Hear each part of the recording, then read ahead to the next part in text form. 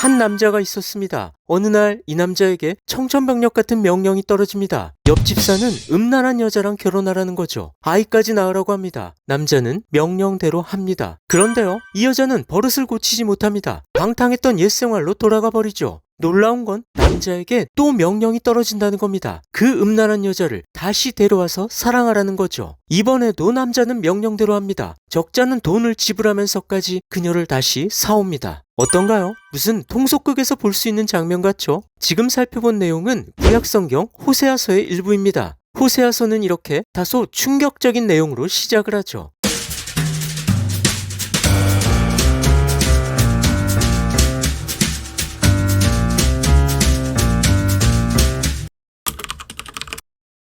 호세아는 북이스라엘의 예언자였습니다. 그런데요, 하나님께서 호세아에게 괴상한 명령을 하십니다. 음란한 여인 고멜과 결혼해서 아이를 낳으라는 거죠. 이 음란한 여자가 어떤 여자인지는 해석이 필요한데요. 그저 성적으로 문란했다는 의미만은 아니고요. 바알 신전에 소속된 신전 창녀를 의미하는 것으로 보입니다. 고대 시대에는 이방 신전에 종사하는 창녀들이 있었습니다. 이 여성들은 이방 사제들 혹은 제사 지내러 온 방문객들을 상대했었는데요. 영화 300에 보면 신전에 소속된 신탕녀가 등장하죠. 신탕녀라고는 하지만 사실은 신전에 소속된 창녀였던 겁니다. 고멜이 바로 이런 여인이었죠. 아니면 창녀는 아니더라도 바알 신을 섬기는 제사에 자주 참여하는 여인이었을 수도 있습니다. 어찌됐든 이 음란한 여인을 아내로 맞으라는 하나님의 명령은 호세아로서는 받아들이기 힘들었을 겁니다. 윤리적인 문제뿐만 아니라 호세아는 하나님의 선지자였기 때문이죠. 그런데요, 호세아를 더 괴롭게 만드는 일이 있었습니다. 하나님께서 호세아에게 자녀를 낳으라고 하셨는데요. 자녀들의 이름을 친히 지어주십니다. 첫째는 이스라엘, 둘째는 로루하마, 셋째는 로암미였죠. 그런데 로루하마는 불쌍하게 여기지 않겠다 하는 뜻이에요. 로암미는 내 백성이 아니다는 뜻이고요. 아니, 어떤 부모가 자식 이름을 이렇게 짓겠어요? 온전한 정신으로는 자녀에게 붙일 수 없는 이름입니다. 호세아는 정말 괴로웠을 겁니다. 자, 그러면 하나님께서 대체 왜 이런 얼핏 괴팍해 보이는 명령을 호세아에게 하셨을까요? 그 이유를 밝히는 게 바로 구약성경 호세아서를 이해하기 위한 첫 번째 단계라고 하겠습니다. 하나님께서는 당신을 배반한 이스라엘에게 경고하시려는 거였습니다. 구약 때는 이스라엘과 하나님과의 관계가 부부관계로 묘사되곤 했습니다. 하나님과 이스라엘의 관계를 결혼이라는 소재가 상징했다는 거죠. 호세아의 결혼도 마찬가지입니다. 여호와는 남편이 되고 이스라엘은 아내가 되는데요. 이스라엘이 음란한 여인 고멜처럼 하나님을 떠나 우상 숭배에 깊이 빠져 있었다는 겁니다. 그러니 호세아와 고멜의 결혼이란 이스라엘의 불의를 마치 고발하듯이 드러내는 상징적 행위였던 겁니다. 이스라엘 백성들은 풍요의 신 바알을 숭배했어요. 하나님 입장에서 이건 아내의 배신이었죠. 그런데도 이스라엘 백성들은 자기들이 괜찮다고 착각하고 있었습니다. 호세아서에서는 그런 이스라엘이 창녀로 묘사되죠.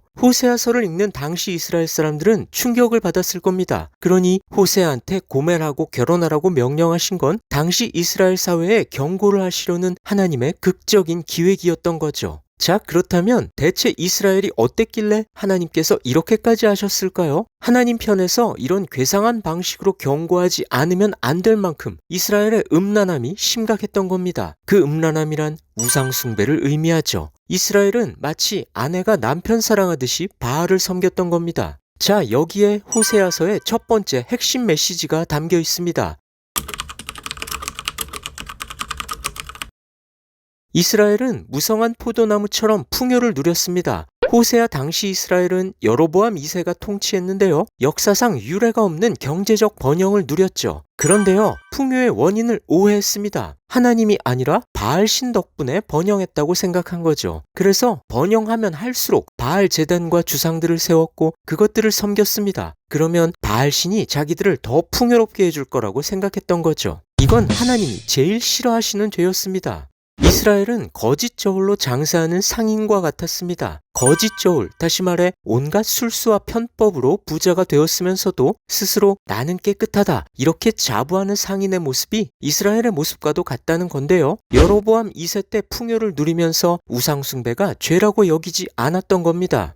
이스라엘 백성들은 자기를 위해 우상을 만들었어요. 그 대표격이 바로 은이나 금으로 만든 송아지였습니다. 사마리아는 북이스라엘의 수도였는데요. 북이스라엘 전체를 가리키죠. 하나님께서는 은금으로 송아지 우상을 만들어 놓고 그것들을 섬기면서 자기를 위해서 그것들에게 복을 비는 어리석은 백성들 때문에 탄식하십니다. 그리고 진노를 발하시죠. 그들이 만든 송아지 우상을 부숴버리시겠다고 공언하십니다. 이스라엘 백성들이 자기를 위하여 우상을 만들었다는 어구는 중요한데요. 하나님을 섬긴다고 하지만 한편으로는 자기를 섬겼던 겁니다. 자신의 욕망을 추구하는 마음이 우상 숭배의 동력이었다는 거죠. 이스라엘이 왜 바알을 숭배했을까요? 가나안 땅에서 농사를 지으며 살려면 때에 따라 내리는 비가 아주 중요했습니다. 결실과 풍요를 위해 비는 절대적이었죠. 그런데 이스라엘 사람들은 바알이 비를 내려준다고 생각했습니다. 풍성한 소출을 거두려면 바알에게 빌어야 한다고 생각했죠. 그러니 바알 숭배는 곧 소출을 향한 자신들의 욕망에서 비롯된 거였습니다. 한 구절 더 볼까요? 그렇습니다. 우상이란 모두 자기를 위해서 만든 거고요. 게다가 정성을 다해서 정교하게 은세공업자가 만들었을 뿐이죠. 이 말은 우상이란 자기들한테 복 주기를 바라면서 자기 생각과 소망을 한껏 담아 만든 것이란 뜻입니다. 그러니 우상 숭배는 바로 자아 숭배이자 돈 숭배죠. 이렇게 하나님을 사랑한다고 하면서 돈도 사랑하는 자, 내 유익을 위해 하나님과 우상을 동시에 섬기는 자, 이런 자를 가리켜서 두 마음을 품은 자라고 하는데요. 하나님께서는 그들이 세운 제단과 주상을 부숴버리실 뿐만 아니라 두 마음 품은 자들에게 벌을 내리실 겁니다.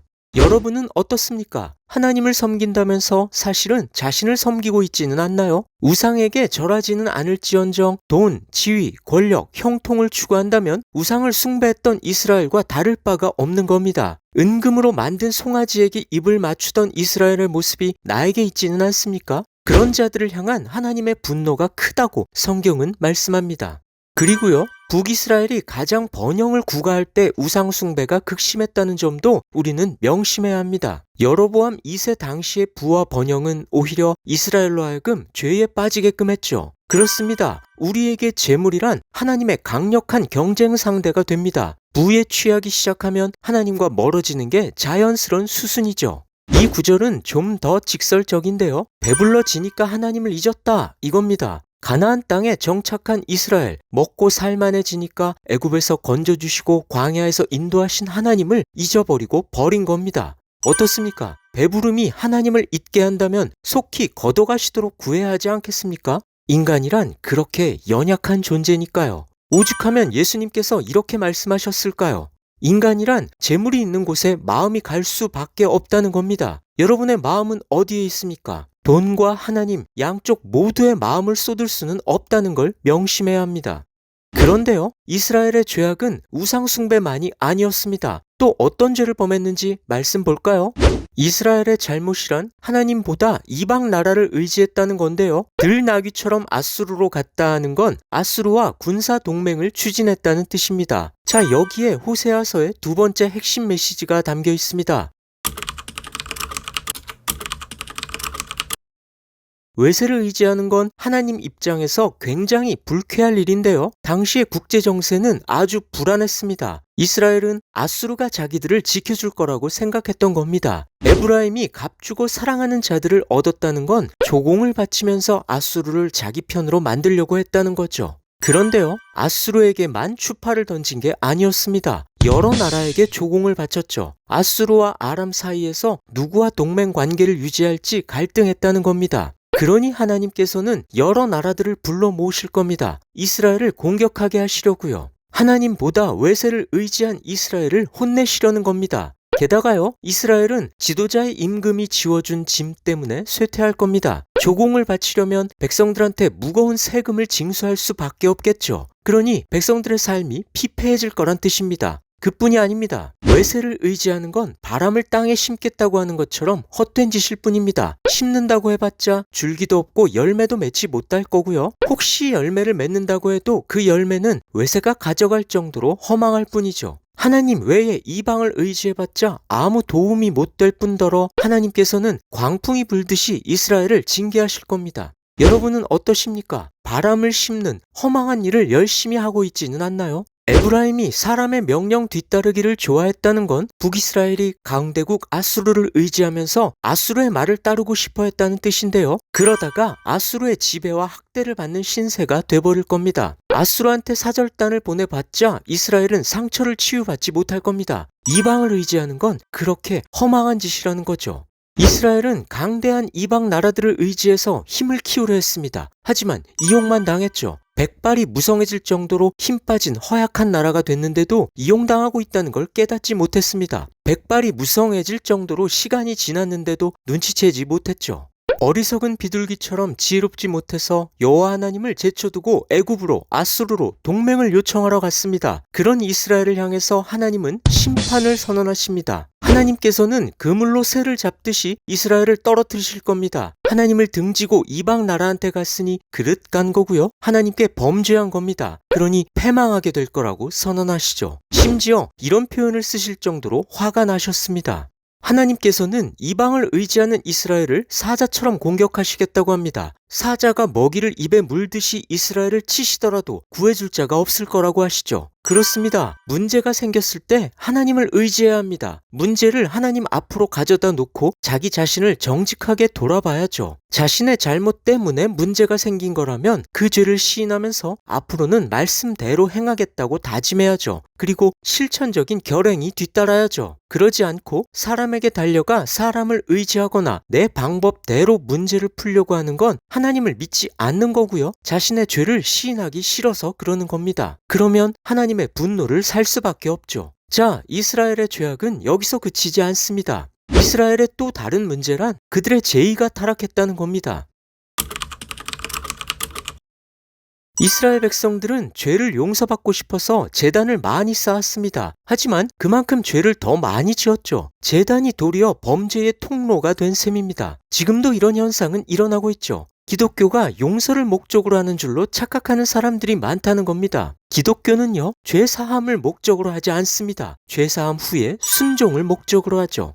하나님께서는 이스라엘 백성이 어긋난 길로 가지 말라고 율법을 주셨습니다. 그런데요, 이스라엘은 율법에 순종하기는커녕 율법을 낯설게 여깁니다. 그만큼 죄에 익숙해졌기 때문이겠죠. 그러니 아무리 풍성한 제물을 하나님께 드릴지라도 하나님께서는 기쁘게 받지 않으십니다. 죄를 용서받을 요량으로 제단을 쌓고 제사를 드리고 제물을 드렸지만 여전히 죄사함을 받지 못한 상태에 처하게 되는 거죠. 하나님께서는 과거에 이스라엘을 애굽에서 건져내 주셨었는데요. 이제 다시 그들을 애굽으로 돌아가게 하실 겁니다. 이 말은 출애굽 이전에 애굽에서 종살이했던 것처럼 이방의 포로로 잡혀가 그들의 압제를 받게 될 거라는 상징적인 표현이죠. 양떼와 소떼를 잔뜩 제물로 바쳐도 하나님은 외면하실 겁니다. 이스라엘을 떠나셨기 때문이죠. 왜 떠나셨을까요? 하나님께 영적인 정조를 지키지 않았던 겁니다. 우상을 남편 섬기듯 했다는 거죠. 그러니 사생아, 다시 말해 죄의 열매를 낳는 건 자연스러운 수순이었을 겁니다.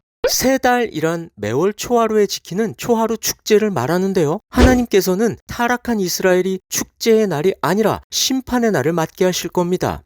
그런데요, 하나님의 이러한 심판은 이스라엘이 하루 이틀 죄를 지었기 때문이 아니었습니다. 이스라엘을 향한 하나님의 심판은 그들의 누적된 죄악에서 기인하죠. 이것이 바로 호세아서의 네 번째 핵심 메시지입니다.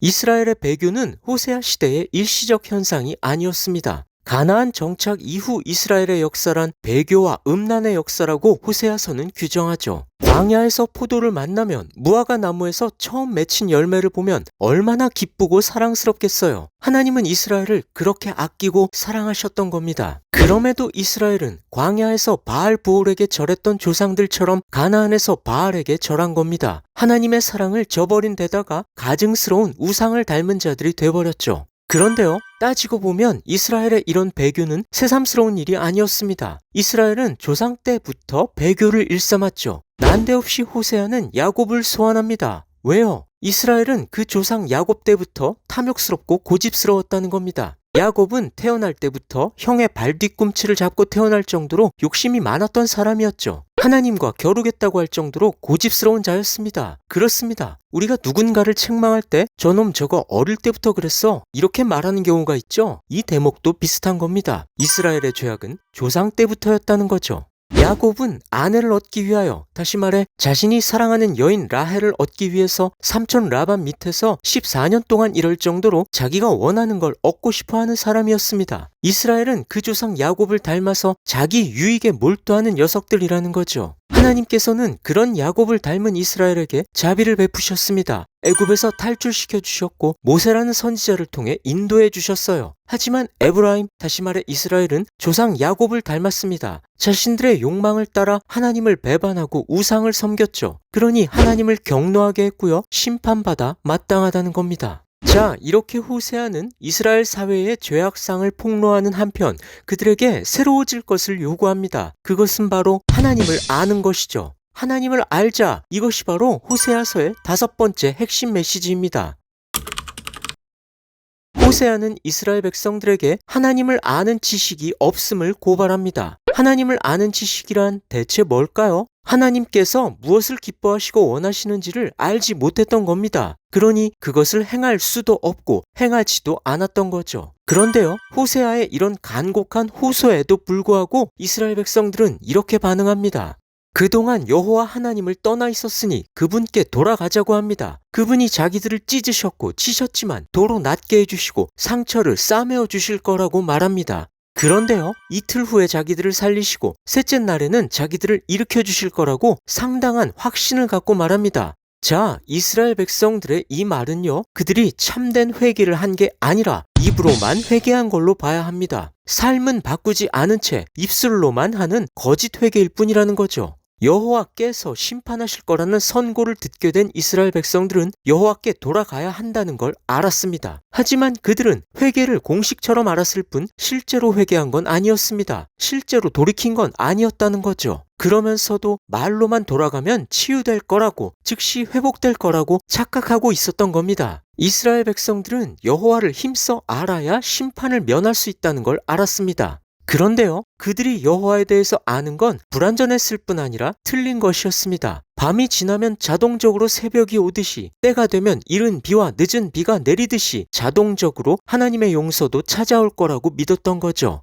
순환적인 자연현상을 보면서 바알신을 떠올리고 바알에게 복을 빌던 이스라엘 백성들은 바알에게 기대하던 바를 그대로 여호와께 바란 것이죠. 자, 그러니 이 고백이란 이스라엘 백성들의 피상적인 회개일 뿐이었습니다. 그런데요, 이 대목에 대해서는 또 다른 해석도 있습니다. 이 대목이 이스라엘 백성들의 호소가 아니라 호세아의 호소로 보는 해석이 그것이죠. 호세아가 백성들을 향해 여호와를 알자고 촉구한다는 겁니다. 이스라엘 백성이 살 길은 하나님을 진정으로 아는 것, 하나님께 돌아가는 것이라는 말이죠. 그런데요, 앞뒤 문맥을 고려할 때 특히 4절에서 6절이 이스라엘의 고백에 대한 하나님의 반응이라는 점을 감안한다면 이 대목은 호세아의 말이 아니라 이스라엘 백성들의 껍질뿐인 회개라고 봐야 옳겠습니다. 이스라엘 백성들이 여로보암 2세 이후에 참되게 회개했다는 진술을 성경에서 찾아볼 수 없다는 점도 이런 해석을 뒷받침하죠. 자, 하나님께서는 이스라엘의 이런 거짓 회개에 속지 않으십니다. 그리고 심판을 선언하시죠. 이스라엘 백성들에게 너네 어쩌면 좋니? 이렇게 탄식하십니다. 여기서 이네란 히브리어로 헤세드인데요. 언약 당사자 간의 성실이나 충성을 뜻합니다. 너희 이스라엘이 나 여호와께 돌아오겠다고 성실과 충성의 맹세를 했지만 그 맹세란 아침 햇살이 비치면 곧 사라져버리는 구름이나 이슬과도 같구나. 이렇게 탄식하시죠. 그러니 이스라엘의 운명도 아침 구름처럼 쉬 없어지는 이슬처럼 허무하게 끝날 겁니다. 심판도 비처럼 속히 임할 겁니다. 하나님께서는 성실하지도 꾸준하지도 않은 이스라엘의 회개에 실망하신 겁니다. 위기 때만 도와달라고 하는 이스라엘의 기회주의적인 신앙을 책망하시고 회개의 진정성을 요구하신 거죠. 그리고 이어서 이렇게 말씀하십니다.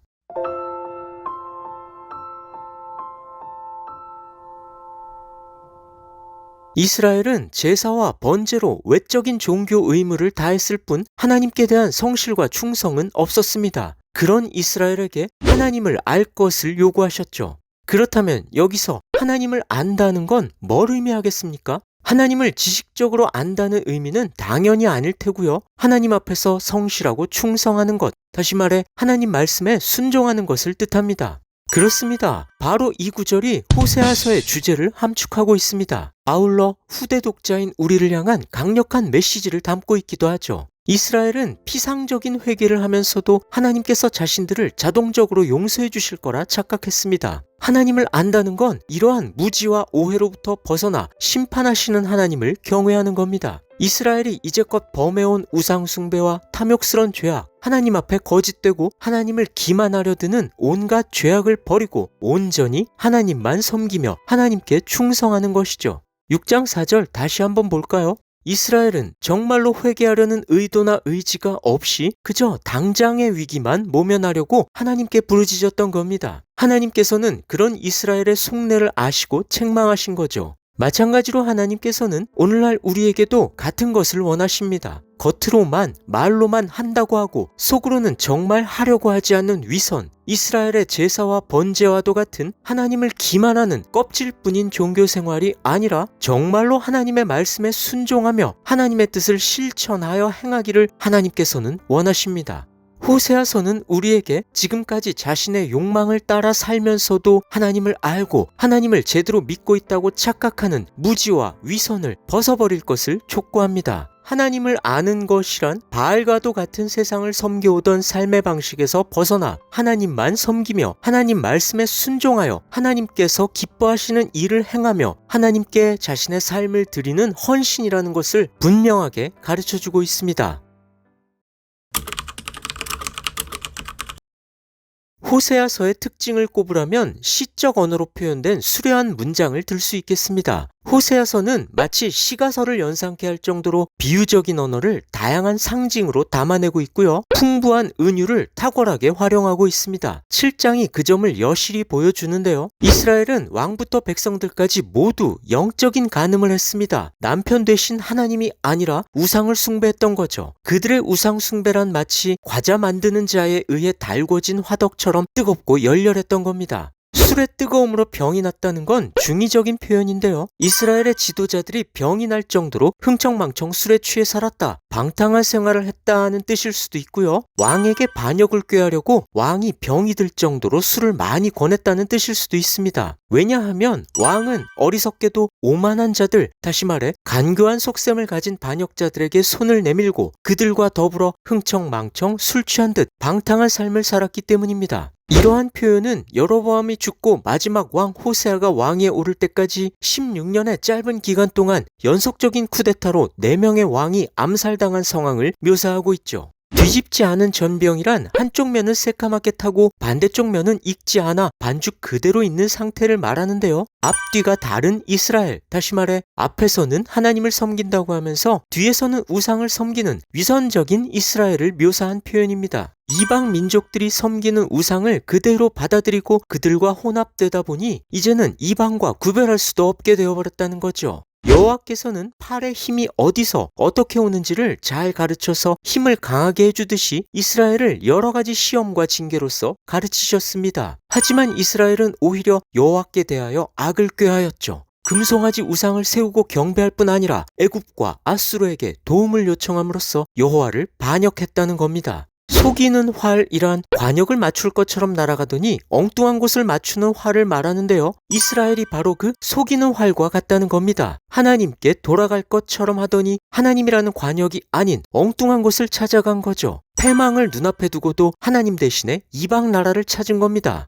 지도자들의 거친 말이란 이방 나라에게 동맹을 청하기 위해 자기들의 신 여호와를 비난하며 저주했다는 뜻인데요. 그 때문에 진노하신 하나님께서는 이스라엘을 이방인의 칼에 멸망케 하시죠. 이스라엘은 애굽을 의지하면서 애굽에게 도움을 요청했지만 오히려 애굽의 조롱거리가 됩니다. 이 밖에도 호세아서는 풍부한 은유와 고도의 상징을 시적인 언어에 담아내고 있습니다.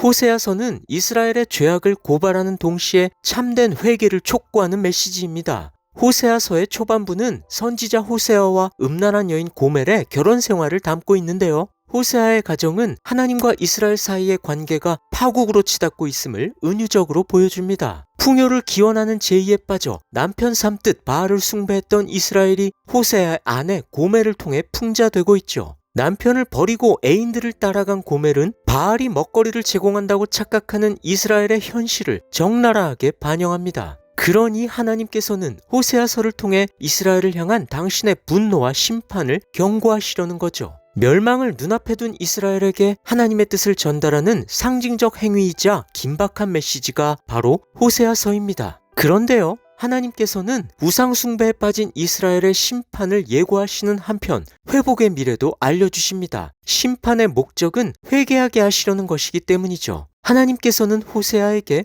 음행하는 삶으로 돌아가 버린 아내를 다시 사랑하여 재결합하라고 명령하십니다. 남편이신 하나님께서 외도한 아내 이스라엘에게 처음부터 다시 시작하자고 손을 내미시는 것이죠. 그렇습니다. 남편이신 여호와를 버린 아내 이스라엘은 여호와의 공의에 따라 심판을 피할 수 없지만 심판을 통해 회개한 이후에는 여호와 하나님과 새롭고 풍성한 관계를 누릴 수 있죠. 이런 하나님의 의지가 담겨있는 호세아서는 지금 우리에게도 여전히 말씀하고 있습니다. 당신과 하나님과의 관계도 호세아와 고멜의 관계처럼 위태롭지는 않나요? 하나님과의 회복된 관계를 소망하는 자라면 마땅히 죄에서 돌이켜야 합니다. 선지자 호세아와 음란한 여인 고멜의 결혼을 괴상하게 여기기 전에 하나님의 거룩한 신부여야 할 당신이 음란한 여인은 아닌지 돌아봐야 합니다. 이스라엘 백성들은 말로만 여호와께 돌아가자고 했지만 그런 피상적인 외침은 하나님의 진노를 부를 뿐이었죠. 여호와를 알자고 했지만 그들이 아는 하나님은 자신들이 임의로 상정한 하나님일 뿐이었습니다.